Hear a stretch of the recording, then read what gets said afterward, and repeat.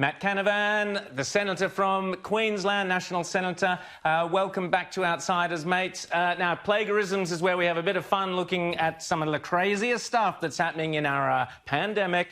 Give us one.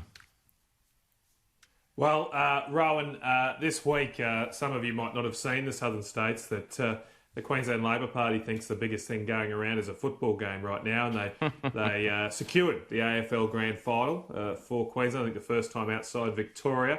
They thought it was great news, but they didn't really bank on the behaviour of football players in this country. I don't know if they actually follow football very closely.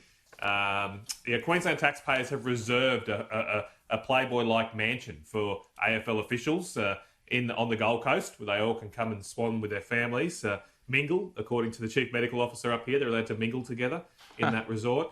I don't know if she quite realised what mingling would mean with AFL footy players when they were caught brawling outside a strip club on the Gold Coast. So I don't know, why can't these guys just stay in the Playboy mansion we've reserved? We're paying for them.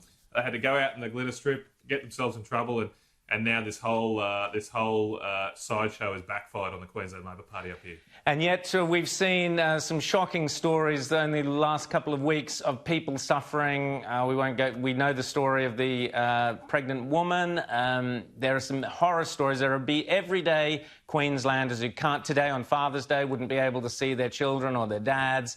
The double standards, Matt, is just sickening.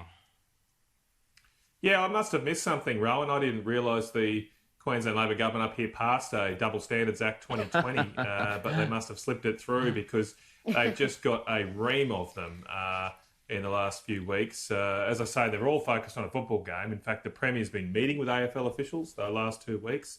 That's what she's been spending her time on, a football game.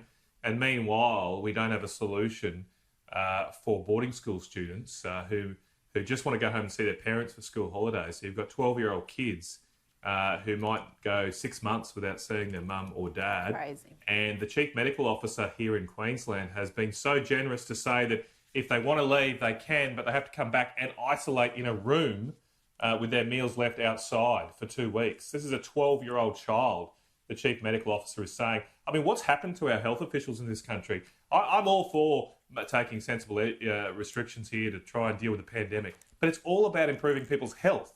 How can we do that while then forcing a 12-year-old child into solitary confinement? It is inhumane.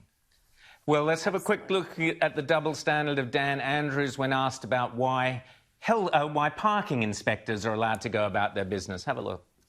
The Premier parked in by a left-field question at his daily press briefing. why are parking ticket inspectors allowed to work during stage 4? Well, firstly, let me follow up on that matter. I'm sure it will. Let me follow up on that matter. Shameful, shameful stuff. That's all we've got time for. Thanks so much, Matt, for coming on. And happy Father's Day to you and your old man.